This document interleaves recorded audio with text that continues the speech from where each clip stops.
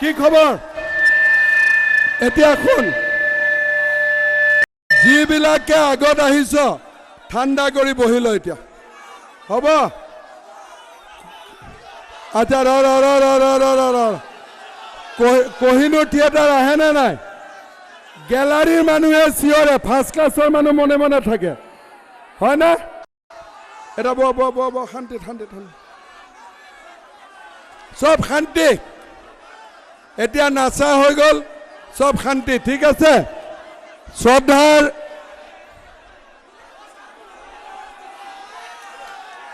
আৰে bullet to-let সব কম বই থাক ৰাইজ খবৰ কেনেকুৱা খবৰ চন্দ্ৰদা জিকিব মোৰ লগত কব ভাৰত মাতা কি নৰেন্দ্ৰ মোদী চন্দ্ৰমোহন পাটোৱাৰী 50,000 মান ভোটত জিকিলে হয় না 50,000 ভোটত চন্দ্ৰদা এইবাৰ জিকিলে ভোট বাঢ়িবও পাৰে আৰু বাঢ়িব পাৰে হয় না নহয় আজিৰ পৰা কোন আছে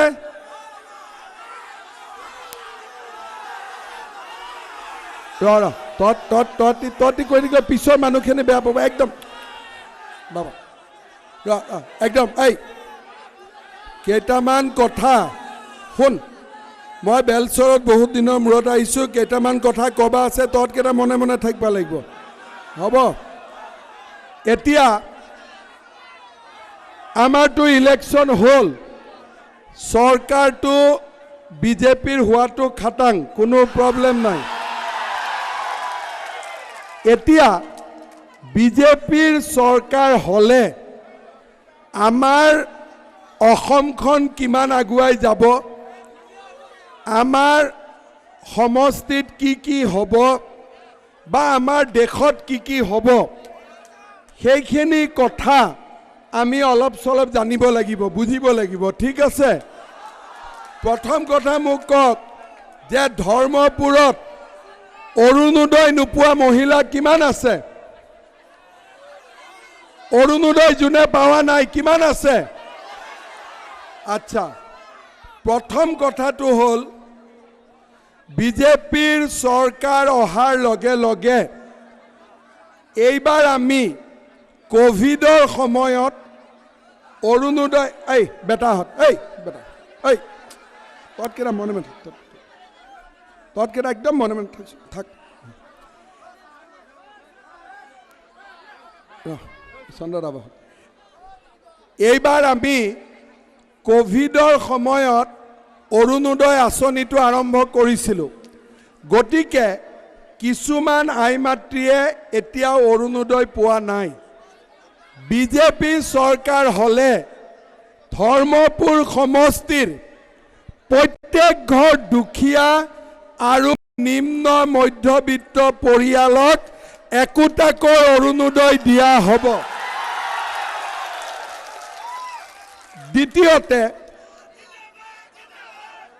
দ্বিতীয়তে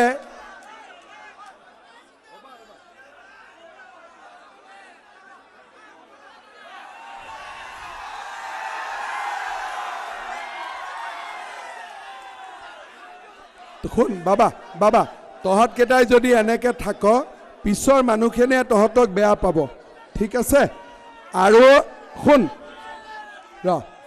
তহঁতে গোটেইকেইটাকে শুনচোন বাবা পিছৰ মানুহখিনিয়ে সভাখনৰ পৰা আঁতৰি যাব নহয় তহঁতিতো পিছফালে দেখা নাপাবি লাহেকৈ সাংবাদিকে পিছৰখিনি খালী দেখুৱাই দিব হয় না সেইকাৰণে আগত যোন থাকে চিনেমা হলৰ আগত থাকাবিলাক বহি থাকে গেলাৰীত থাকাবিলাকেহে চিঞৰে বুজিলি না সেইকাৰণে এতিয়া তহঁতকেইটা মনে মনে থাক দ্বিতীয়তে থাক বুলি কৈছোঁ না থাকে মনে মনে আৰু নকবি আৰু চব হ'ব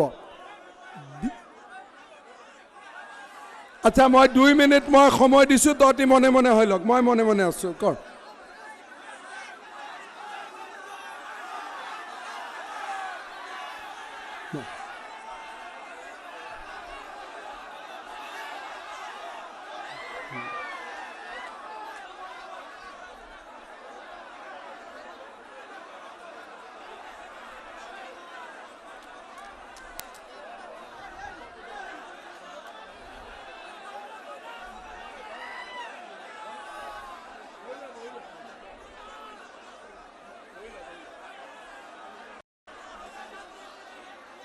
হ'ব এতিয়া মনে মনে থাক হ'ব নহলে মই 40 মিনিটৰ কাৰণে আহিছো 5 মিনিটটো গলেই এতিয়া বাবা তহঁতি মনে মনে থাক না কিয় নুবুজ তহঁতি মনে মনে থাকচোন অলপ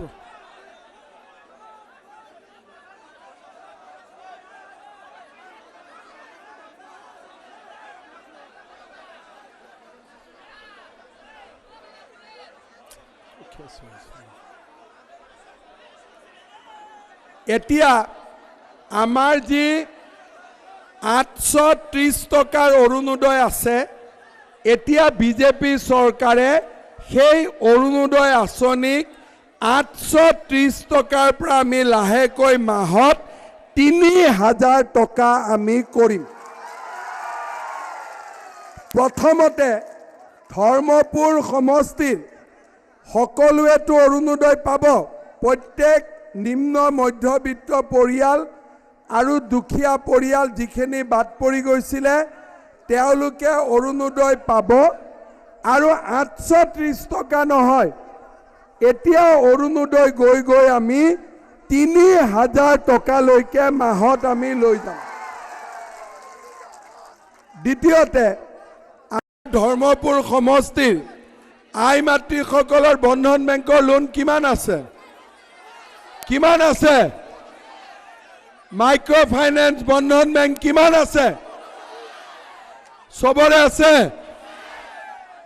আমাৰ অসমত হদিয়াৰ পৰা ধুবুৰীলৈকে আমাৰ অসমৰ মহিলাই মাইক্ৰ ফাইনেন্সত 12,000 কোটি টকা লোন লৈছে এতিয়া এই লোনটো সপ্তাহত ঘূৰাই দিব লাগে কেতিয়াবা টকা থাকে কেতিয়াবা নাথাকে এই লোনটো লোৱাৰ পিছত আমাৰ মহিলাবিলাকৰ খালি দিনটো চিন্তাই লাগি থাকে যে অহা সপ্তাহত কেনেকৈ বন্ধনটো ঘূৰাই দিম বুলি হয় না নহয় সেইবাবে এইবাৰ আমি সিদ্ধান্ত লৈছো যে আমাৰ কোনো আই মাতৃয়ে বন্ধনৰ লোন ঘূৰাই দিব নালাগে এই লোনটো চৰকাৰে ঘূৰাই দিব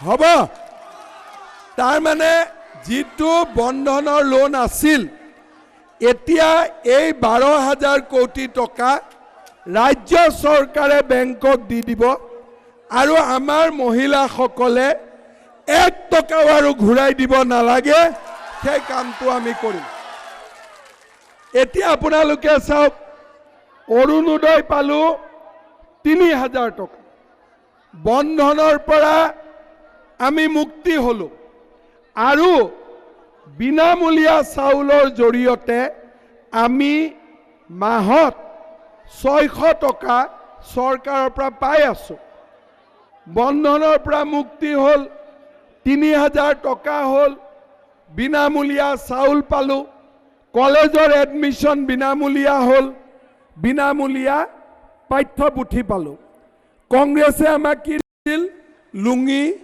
ধুতি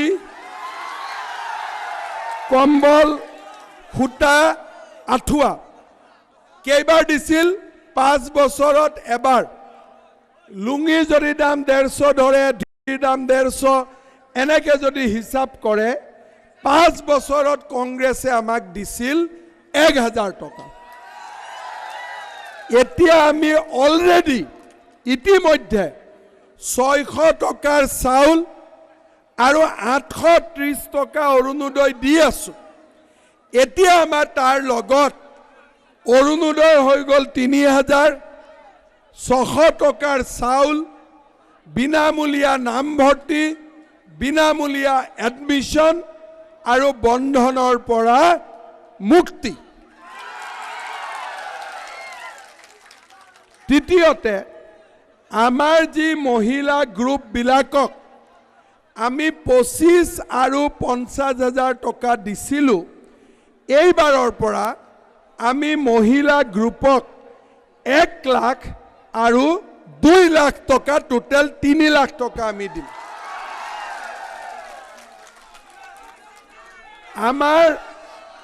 আমাৰ ল'ৰাবিলাকক ইলেকশ্যনৰ আগত,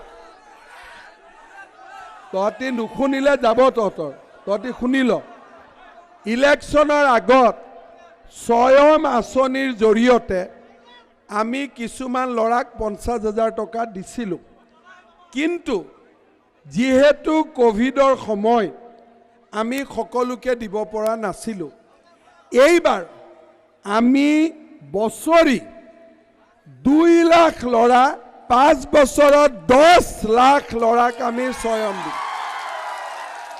তাৰমানে ধৰ্মপুৰত বিজেপি কৰি থকাই হওক বা চন্দ্ৰদাৰ লগত লাগি থকা হওক, প্ৰত্যেকজনে যে স্বয়ম পাব সেইটো কনফাৰ্ম। এতিয়া আপোনালোকে চাওক, কলেজত নামভৰ্তি হ'ল, অৰুণোদয় হ'ল, স্বয়ম হ'ল, বিনামূলীয়া কিতাপ পালোঁ, কিন্তু যদি চাকৰি বাকৰি নাথাকে আমি কিমান দূৰ আগবাঢ়িব পাৰিম? আমিতো বেছি দূৰ আগবাঢ়িব নোৱাৰোঁ। কিন্তু মই যদি কওঁ যে মই চবকে চাকৰি দিম, সেইটোতো মিছা কথা। কাৰণ আকৌ দুদিনমান পিছত লোকসভা আহিবই, দুদিন পিছত পঞ্চায়ত আহিবই, আমিতো ৰাইজক ফাঁকি ক'ব নোৱাৰোঁ। তাতে বিল্লেশ্বৰ ভগৱান ওপৰতে আছে, হয়নে? সেইকাৰণে এইবাৰ আমি কৈছোঁ যে আজিৰ পৰা, আজি বুলি নধৰিবি, 2 এপ্ৰিলত ৰিজাল্ট দিব, 2 মে'ত। 2 মে'ৰ পৰা 31 মাৰ্চৰ ভিতৰত গন্তি কৰি কৰি আমি 1 লাখ ল'ৰা ছোৱালীক চৰকাৰী চাকৰি দিম। 1 লাখ। এতিয়া এই যে 1 লাখ ল'ৰা ছোৱালীয়ে চাকৰি পাব, মোক বা পাটোৱাৰী দাক কোনেও 1 টকাও আমাক ঘোষ দিব নালাগে, ঠিক আছে? খালি সজাই যেতিয়া আমি এপইণ্টমেণ্ট লেটাৰ আনিব যাম, টেটৰ চাকৰিত কোনোবাই পইচা দিব লাগে নেকি? আজিকালিতো মানুহৰ বিশ্বাস আছে যে চাকৰিত পইচা দিব নালাগে।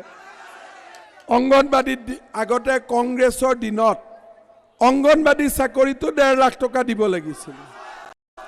এতিয়া APSCত ৰিক্সা চালকৰ ল'ৰা DSP হৈছে, ঠেলা চালকৰ ল'ৰা মেজিষ্ট্ৰেট হৈছে, কোনেও 1 টকাও ঘোষ দিবলগীয়া হোৱা নাই। এতিয়া এই যে 1 লাখ ল'ৰাই 39টা বিভাগ, শিক্ষা, স্বাস্থ্য, উদ্যোগ, পৰিবহণ, পুলিচত যিবিলাক ল'ৰা দৌৰি আছে, সব মিলি এই যে 1 লাখ ল'ৰাই চাকৰি পাব, সৰু সজাইত যে এপইণ্টমেণ্ট লেটাৰ আনিব যাব, মিঠাইও আমাক খুৱাব নালাগে, মিঠাইটো আমি খুৱাই দিম। কিন্তু এটা চুক্তি আছে। চুক্তিটো হ'ল, আজিকালি মই দেখিছোঁ যে চাকৰি পোৱাৰ পিছত ল'ৰা ছোৱালীয়ে মাক বাপেকক চোৱাটো কমাই দিছে, হয়নে? এতিয়া আমি বিল্লেশ্বৰ মন্দিৰত যাওঁ, কিন্তু শিৱ বাবাক আমি দেখা পাওঁ নেকি? এইটো হ'ল বিশ্বাস, যে শ বছৰৰ বিশ্বাস। তেনেকে আমাৰ ভাৰতবৰ্ষত ৰজা হৰিচন্দ্ৰৰ দিনৰ পৰা আমাৰ ভাৰতবৰ্ষৰ আটাইতকৈ ডাঙৰ বিশ্বাসটো হ'ল যে মোৰ ঘৰত থকা দেউতা আৰু মায়ে হৈছে আটাইতকৈ ডাঙৰ ভগৱান। এই যে চৰকাৰী চাকৰি এইবাৰ ল'ৰাবিলাকে পাব, মোক দিব নালাগে, পাটোৱাৰী দাক দিব নালাগে, কিন্তু দেউতাক মাকক চাব লাগিব। এতিয়া আমাৰ বহুত ৰাইজে নাজানে বিজেপি চৰকাৰখনে কিমান কাম কৰিছে আমি অৰুণোদয় স্বয়ং জানো, কিন্তু বহুত কাম আমি কৰিছোঁ যিটো ৰাইজে নাজানে। আপোনালোকৰ মাজত বহুতে নাজানিব যে এতিয়া চৰকাৰে এখন আইন পাছ কৰিছে, যিখন আইনৰ নাম প্ৰণাম। এই আইনত যদি এটা ল'ৰাই 20,000 টকা দৰমহা পায়, 3,000 টকা দেউতাক মাকক দিব লাগিব। যদি দেউতাক মাকক নিদিয়ে, দেউতাক মাকে যদি অফিচত এখন এপ্লিকেশ্যন লগাই দিয়ে, ল'ৰাটোৰ একাউণ্টত যাব 17,000, দেউতাক মাকৰ একাউণ্টত যাব 3,000। আজি বিজেপিয়ে অৰুণোদয়ৰ পৰা, চাউলৰ পৰা, বিনামূলীয়া নামভৰ্তিৰ পৰা, বৃদ্ধ পেঞ্চনৰ পৰা, আনকি ঘৰত থকা বুঢ়া দেউতাক মাকৰ কথাও আজি আমাৰ বিজেপি চৰকাৰখনে চিন্তা কৰিছে, যাৰ এনেকুৱা চিন্তা ভাৰতত কোনো ৰাজ্যত কৰিব পৰা হোৱা নাই। আজি আপোনালোকে চিন্তা কৰক, কংগ্ৰেছে আজি ভোট খুজিব আহিছে, হয়নে? কিন্তু কংগ্ৰেছৰ দিনত বিনামূলীয়া নামভৰ্তি, বিনামূলীয়া এডমিশ্যন, এই চিন্তাবিলাকতো নাছিল। এতিয়া আমাৰ ধৰ্মপুৰ সমষ্টিত 3খন কলেজ আছে, ঠিক আছে, বা 4খন কলেজ আছে। কলেজটো গাঁৱত লগত নাই। আজি দূৰৰ পৰা 10 কিলোমিটাৰ, 20 কিলোমিটাৰ, 30 কিলোমিটাৰৰ পৰা ল'ৰা পঢ়িব আহে। আগতে চাইকেল মাৰা নিয়ম আছিল, আজিকালি টেম্পু আৰু বাছত আহে। দিনটো যদি কলেজত থাকে, খাবৰ কাৰণে তাক 30 টকা লাগে, পৰঠা এখন, চাহ একাপ। দুখীয়া দেউতাক মাকে ক'ৰ পৰা দিব? এইবোৰ কথাৰ কাৰণে বিনামূলীয়া নামভৰ্তি আৰু এডমিশ্যন হোৱাৰ পিছতো বহুত ল'ৰা ছোৱালী কলেজত নাযায়। কাৰণ এজন বাপেকৰ যদি 3টা ল'ৰা আছে, 3টাকে ডেইলি 100 টকা কেনেকৈ দিব? এইবাৰ আমি সিদ্ধান্ত লৈছোঁ যে ঘৰৰ পৰা যদি 2 কিলোমিটাৰ দূৰত কলেজ হয়, তেতিয়াহ'লে কলেজত যোৱা আৰু কেণ্টিনত খাবৰ কাৰণে ল'ৰা ছোৱালীক আমি প্ৰত্যেক দিনাই 100 টকা কৰি আমি দিম। প্ৰত্যেক দিনা আমি 100 টকাকৈ দিম। আজি আপোনালোকে চাওক, কলেজত নামভৰ্তি, কলেজত টেক্সটবুক, কলেজত অহা যোৱা খৰচ, আজি বন্ধনৰ পৰা অৰুণোদয়লৈকে, স্বয়মৰ পৰা 1 লাখ চৰকাৰী চাকৰিলৈকে, এই চিন্তাবিলাক আজি কংগ্ৰেছে কৰিব অসমত পাৰিছে নেকি? আজি কংগ্ৰেছ দলে এনেকুৱা কিবা আঁচনি ৰাইজৰ আগত দিব পাৰিছে নেকি? এতিয়া কংগ্ৰেছে কি কৈ আছে? বোলে আমি গেৰেণ্টি আনিছোঁ, হয়নে? এতিয়া মোক কওক, এই দাদাই উদ্যোগ মন্ত্ৰী, গডৰেজ কোম্পানী আজিলৈকে কাৰোবাক গেৰেণ্টি দিছে নেকি? টাটা কোম্পানীয়ে কাৰোবাক গেৰেণ্টি দিয়ে নেকি? যাৰ মাল খাটাৰা সিহে গেৰেণ্টি দিয়ে, হয়নে? কাৰণ ফোন নম্বৰ এটা দি থৈ দিয়া গেৰেণ্টি বুলি, ফোন কৰি থাকক, কোনো মানুহে ফোন নুঠায়। বিজেপিয়ে কি দিয়ে? বিজেপিয়ে বিশ্বাস আৰু বিজেপিয়ে ভৰসা দিয়ে। এতিয়া মই এটা প্ৰশ্ন কৰোঁ, কোনো ধৰ্মপুৰৰ মানুহে আজি আপোনালোকে মাস্ক কিয় লগোৱা নাই? কিয় মাস্ক লগোৱা নাই? ময়ো লগোৱা নাই, চন্দ্ৰ পাটোৱাৰীয়েও লগোৱা নাই, আৰু আপোনালোকেও লোৱা নাই। এটা ডিব্ৰুগড়ত সৰু ল'ৰা এটাক মই ৰোড শ্ব'ত যাওঁতে সুধিলোঁ যে বাবা তই মাস্ক কিয় লগোৱা নাই? বোলে দাদা আপুনি লগোৱা নাই। তেতিয়া মই ক'লোঁ ঠিক আছে, মই লগোৱা নাই, মোৰ বাৰু ক'ভিডত হ'ব, কিন্তু তোমাৰ ক'ভিডত ভয় লাগে নালাগে নেকি? দেউতা মাই ঘৰত নকয় নেকি মাস্ক লগাব? বোলে নহয়, টিভিত চাই থাকে হিমন্ত মামাই মাস্ক লগোৱা নাই যেতিয়া আমি লগাব নালাগে, আমাৰ ভৰসা আছে। এইটোক কয় বিশ্বাস যে এইটোক কয় বিশ্বাস যে হিমন্ত বিশ্ব শৰ্মাই মাস্ক লগোৱা নাই তাৰ মানে অসমত কোভিড নাই ইয়াৰ কোনো প্ৰমাণ নাই গ্যাৰান্টি নাই কিন্তু বিশ্বাস এতিয়া কেতিয়াবা বিলেশ্বৰ ভগৱানত মহৰ বলিৰ পৰা আমি গোটেইবোৰ কৰোঁ কেতিয়াবা ভগৱানে আহি গ্যাৰান্টি দিছে নেকি যে মই আছো বুলি এইটো হল বিশ্বাস কংগ্ৰেছে জানে যে আমাক কোনো বিশ্বাস নকৰে সেইকাৰণে কংগ্ৰেছে কৈছে গ্যাৰান্টি আৰু বিজেপিয়ে জানে যে বিজেপিক ৰাইজে বিশ্বাস কৰে আজি আপোনালোকে চিন্তা কৰক যেতিয়া কোভিড হল কোভিডৰ সময়ত আপোনালোকটো সবৰে ভয় লাগিছিলে গাঁৱত বাহৰ গেট লাগিলে ঘৰে ঘৰে লকডাউন হল কোনেও মানুহে নাজানে কোভিড কি বস্তু যেতিয়া কোভিড হল মোৰো ঘৰখনটো কিবা বেলেগ ঘৰ নহয় মোৰো ৮০ বছৰ লৰা ছোৱালী আছে মোক কলে মোদীজীও কলে টিভিত জান হে জাহান হে তেটা মোক কলে যে মন্ত্ৰী কেতিয়া হবি যেতিয়া জীৱন থাকিব তেতিয়াহে গতিকে ঘৰৰ পৰা ওলাব নালাগে যি হ'ব হ'ব মই চিন্তা কৰিলো যে মই যদি ঘৰৰ পৰা নোলাও মই ডাক্তৰক কেনেকৈ কম ঘৰৰ পৰা ওলাব বুলি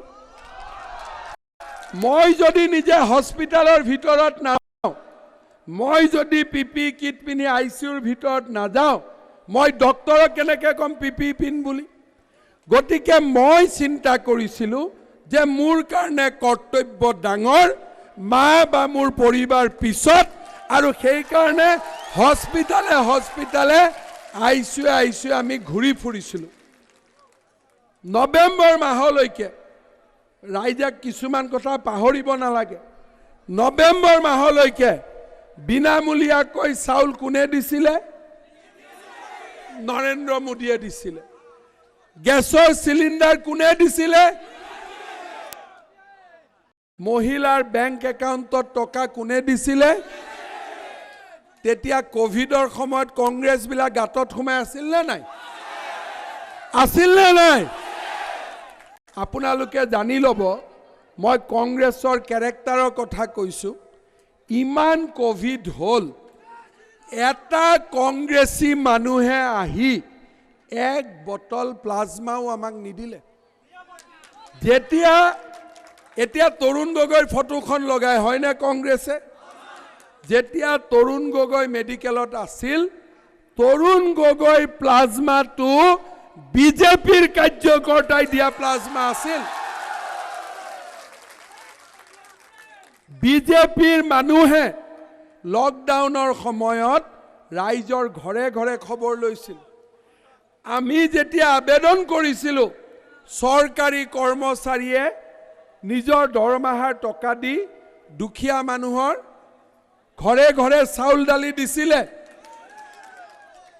কিন্তু বিজেপিৰ মানুহে খেৱাই সংগঠন বুলি জুনে জি পাৰে বিজেপিৰ মানুহে মানুহক অলপ হলেও সহায় কৰিছিল কিন্তু কোনো কংগ্ৰেছীয়ে কোনো মানুহক তেতিয়া সহায় কৰা নাছিল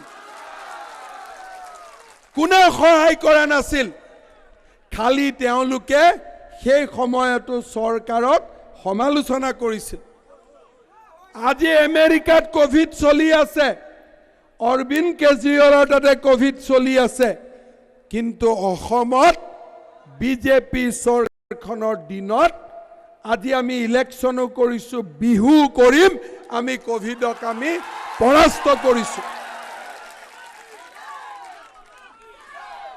এইখন হল বিজেপি চৰকাৰ আজি আমাৰ চৰকাৰৰ দিনত ৬৩,০০০ কিলোমিটাৰ ৰাস্তা হল আজি ১,০০০ কাঠৰ দলং পকি হল ৫৮ লাখ দুখীয়া পৰিয়ালে বিনামূলীয়া চাউল পাইছে আজি চন্দ্ৰদাৰ নেতৃত্বত আজি অসমত নুমলীগড়ৰ দৰে শোধানাগাৰত যি অসম চৰকাৰৰ অংশ মাত্ৰ 13% আছিল আমি 1500 কোটি টকা দি 26% আমাৰ অংশীদাৰ বঢ়ুৱালো। এফালে কোভিড আনফালে অৰুণোদয়, এফালে কোভিড আনফালে স্বয়ম, এফালে কোভিড এফালে নিয়মীয়া দৰমহা, এফালে কোভিড এফালে চাকৰিৰ প্ৰাদেশিকৰণ, এফালে কোভিড 29,000 ল'ৰা ছোৱালীক নিযুক্তি। কোনখন কংগ্ৰেছ চৰকাৰে কৰিব পাৰিছিলে?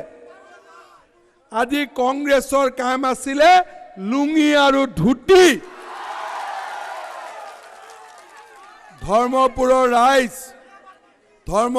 ৰাইজ আজি আমি সকলোৱে মিলি অসমখনৰ সোণোৱালী ভৱিষ্যতৰ কাৰণে আমাৰ নৱপ্ৰজন্মৰ স্বাৰ্থত আমি চন্দ্ৰমোহন পাটোৱাৰীক আকৌ এবাৰ ধৰ্মপুৰৰ পৰা বিধায়ক হিচাপে নিৰ্বাচিত কৰিব লাগিব। বিজেপিৰ চৰকাৰ বনাব লাগিব। আজি আমি হিন্দু মুছলমান জাতি বৰ্ণৰ ওপৰত গৈ আজি আমি কাম কৰিছোঁ। নৰেন্দ্ৰ মোদীয়ে কি কয়? বেটি বাচাও বেটি পঢ়াও। আমাৰ আজমলে কি কয়? যে আমাৰ মহিলাবিলাকে যিমান পাৰে সিমান বাচ্চা জন্ম দিব লাগে। এতিয়া মোক আপোনালোকে কওক, আমাৰ কি মহিলাসকল বাচ্চা জন্ম দিয়া ফেক্টৰী একোটা নেকি? আজি হিন্দু হওক মুছলমান হওক, এগৰাকী মহিলাই সন্তান জন্ম দিবৰ কাৰণে 10 মাহ 10 দিন পেটত বাচ্চাক ৰাখিব লাগে। বাচ্চা জন্ম দিয়াৰ সময়ত যিটো ডেলিভাৰী পেইন হয়, সেই পেইন ল'ৰা মানুহে বুজি নাপায়। বাচ্চা জন্ম দিওঁতে কিমান মাকৰ মৃত্যু হৈছে।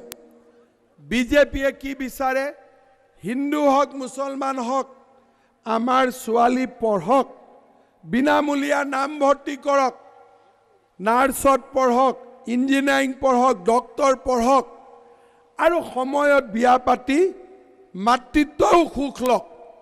কিন্তু পঢ়া শুনা আৰু ল'ৰাৰ লগত সমানে সমানে আগবাঢ়ি যোৱা। আজমল চাহাবে কি ভাবে? যে ল'ৰা ছোৱালীৰ পঢ়াৰ কাম নাই, এই পৃথিৱীত ছোৱালী আহিছে খালি বাচ্চা জন্ম দিবৰ কাৰণে। আজি অসমত এই যদি আজমলৰ চিন্তাধাৰাত চৰকাৰ হয়, কংগ্ৰেছৰ লুঙি ধুতিৰ যদি চিন্তাধাৰাত চৰকাৰ হয়, আমাৰ অসমখন পিছুৱাই নাযাব জানো? অসমখন পিছুৱাই যাবনে নাই? সেইকাৰণে আমাৰ জাতি ধৰ্ম বৰ্ণ সম্প্ৰদায় যিয়েই নহওক কিয়, অৰুণোদয় সকলোৰে কাৰণে, বন্ধনৰ লোনৰ পৰা সকলো জাতিক মুক্তি কৰিবৰ বাবে কলেজত সকলো ল'ৰা ছোৱালীয়ে পঢ়ক, মেৰিটৰ ওপৰত, ফিজিকেল ফিটনেছৰ ওপৰত সকলো জাতিৰ মানুহে চৰকাৰী চাকৰি পাওক আৰু সকলোৱে স্বয়ং পাওক। এই চিন্তাধাৰাৰে আজি আমি অসমখনক আগুৱাই লৈ গৈ আছোঁ। আৰু মই বিশ্বাস কৰোঁ যে এই ধৰ্মপুৰৰ ৰাইজে ভাৰতীয় জনতা পাৰ্টিৰ আৰু নৰেন্দ্ৰ মোদীৰ এই চিন্তাধাৰাৰ লগত একেলগে লগ হৈ পদুম ফুলৰ ছবিত ভাৰতীয় জনতা পাৰ্টিক ভোট দি জয়যুক্ত কৰিব।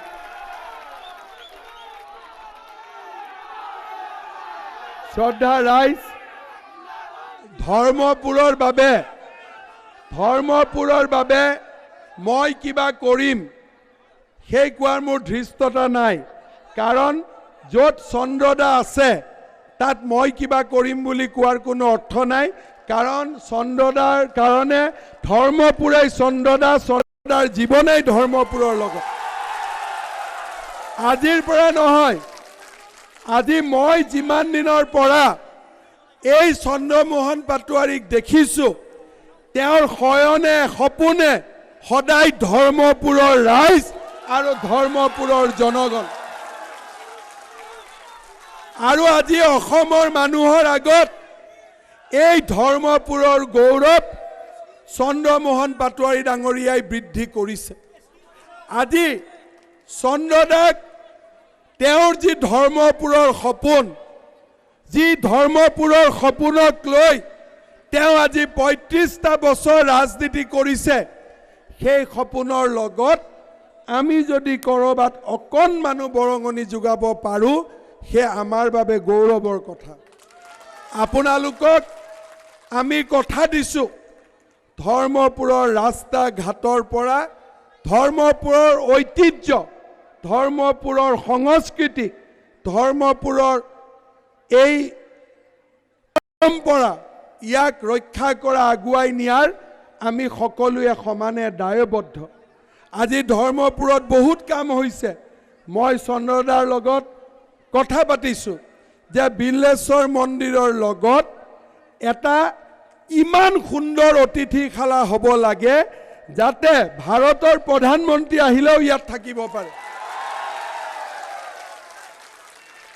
আৰু তেনেকুৱা এটা অতিথিশালা এটা আমি বিল্লেশ্বৰ মন্দিৰৰ লগত আমি বনাব লাগিব।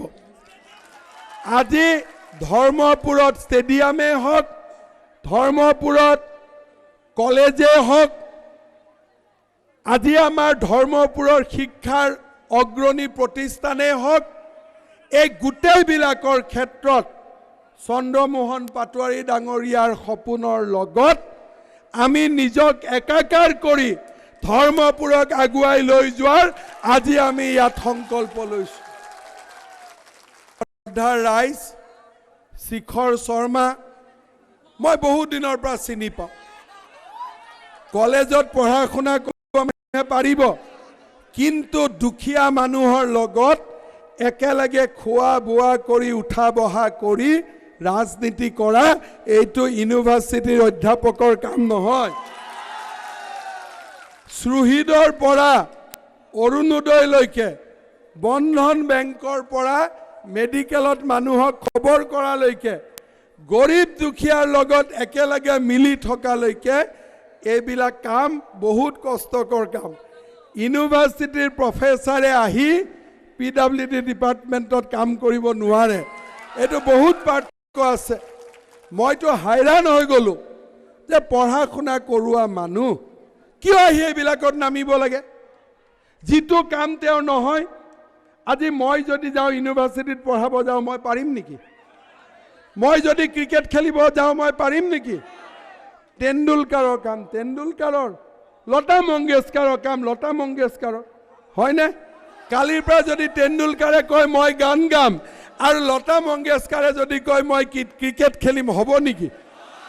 হ'বনে? সেইকাৰণে মই ইয়াৰ পৰাই শিখৰ শৰ্মাক কৈছোঁ যে ঘৰৰ ল'ৰা আপুনি ঘৰত যাওক, কোনোবা বিশ্ববিদ্যালয়ৰ উপাচাৰ্য হওক, কোনোবা ইউনিভাৰ্চিটিৰ আপুনি ভাইচ চেঞ্চেলৰ হওক, ধৰ্মপুৰৰ নাম বৃদ্ধি কৰক। তাতে ইউনিভাৰ্চিটিৰ VC হ'ব এৰি জাতীয় পৰিষদৰ পিছত লাগিছে কওক? আৰে জাতীয় পৰিষদৰ শ্লোগান কি? মই প্ৰথম, মই চিৰদিন। আৰে বিয়া কৰোৱাৰ আগতে চব গিৰিয়েকে ঘৈণীয়েকক এইবিলাক কয়। যেতিয়া প্ৰেমৰ সময় থাকে, তোমাৰ বাদে মোৰ একো নাই আৰু তুমিয়েই প্ৰথম, তুমিয়েই চিৰদিন। বিয়া হৈ গ'ল, বিয়া হোৱাৰ পিছত গিৰিয়েকে ঘৈণীয়েকক গালি দিয়ে, ঘৈণীয়েকে কয় তুমি দেখোন বিয়াৰ আগত প্ৰথম চিৰদিন বুলি কৈছিলা। গিৰিয়েকে নুশুনা ভাওজোৰে, হয়নে? গতিকে এইবিলাক জাতীয় পৰিষদৰ প্ৰেমৰ বাণী, এইবিলাক কাৰোবাৰ জীৱনত হয় নেকি? এইবিলাক হৈছে ইলেকশ্যনত জিকাৰ একোটা ডাইলগ। এই ডাইলগৰ লগত জীৱন বহুত বেলেগ। আজি ৩৫ বছৰে চন্দ্ৰমোহন পাটোৱাৰীয়ে আপোনালোকৰ কাৰণে যিখিনি কৰিছে এটা ডায়লগে তাক চেঞ্জ কৰিব নোৱাৰে,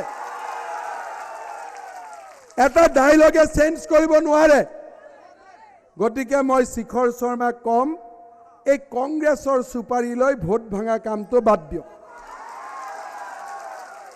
নিজকে মিছা মিছি কেইটামান বিজেপিৰ ভোট ভাঙি আজমলক শক্তিশালী কৰাৰ কি মূল্য আছে?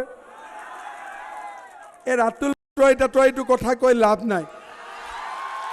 কালি আজমলে কি কৈ আছে যে ওপৰত আল্লাহ তলত মই। মুছলিম মানুহেও নকয়, কয় যে হজৰত মহম্মদেও কৈছিল যে মই আল্লাহৰ দূত, আল্লাহ বুলি নিজক কোনেও নকয়। কিমান পাপ কাম, কিন্তু আজমলে কৈছে। আৰু আজমলে কোৱাৰ পিছত কংগ্ৰেছী কেইটাই প্ৰতিবাদো কৰিব পৰা নাই, কাৰণ ইয়াৰ সাহসেই নাই, সাহসেই নাই। গতিকে এইবোৰ ৰাতুল তাতুল মাইনাছ, এইবিলাক বাদ দিয়ক, এইবিলাক মাইনাছ।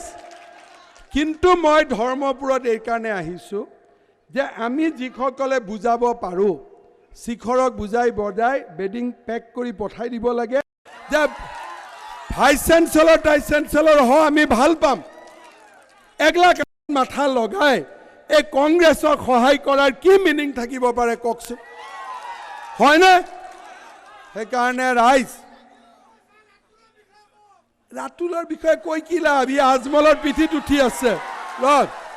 এতিয়া জাহাজ হ'ল কি টাইটানিক, সাগৰত জাহাজ ডুবিছিল নাই? এই জাতীয় পৰিষদ হ'ল ডুবন্ত জাহাজ টাইটানিক। সেইকাৰণে তাতে ভোট নাই। আৰু ধৰ্মপুৰৰ মানুহেতো কংগ্ৰেছক এনেও নেদে, দিয়ে নেকি? একখলা যি নীলমণিয়ে শিকাই গৈছে আৰু, হয়নে? বাপৰে, সি কি 3 টকাতে ভাত খুৱাই দিয়ে নেকি? গতিকে এই কংগ্ৰেছৰ কথা বাদ দিয়ক। এতিয়া সকলোৱে আজি সংকল্পবদ্ধ হওক যে এখন প্ৰগতিশীল, সুৰক্ষিত, বিকশিত অসম আৰু ধৰ্মপুৰৰ স্বাৰ্থত আমি চন্দ্ৰমোহন পাটোৱাৰী ডাঙৰীয়াক 50,000তকৈও বেছি ভোটত আমি বিজয়ী কৰিম। হ'ব হ'ব। চন্দ্ৰদাৰ গাড়ী মজবুত, কিন্তু অলপ অলপ য'ত পেট্ৰল ডিজেল ঢালিব লাগে তাত ময়ো ঢালি দিম, ঠিক আছে? ধৰ্মপুৰৰ কাম হ'বই, ধৰ্মপুৰৰ উন্নতি হ'বই। গতিকে আমাৰ দায়িত্ব চন্দ্ৰমোহন পাটোৱাৰীক পদুমৰ ছবিত ভোট দি আমি জয়যুক্ত কৰিব লাগিব। হ'ব? খাটাং, চব একদম খাটাং। মোৰ লগত ক'ব, ভাৰত মাতা কে, ভাৰত মাতা কে, নৰেন্দ্ৰ মোদী, নৰেন্দ্ৰ মোদী, চন্দ্ৰমোহন পাটোৱাৰী, চন্দ্ৰমোহন পাটোৱাৰী, চন্দ্ৰমোহন পাটোৱাৰী। মোৰ এতিয়া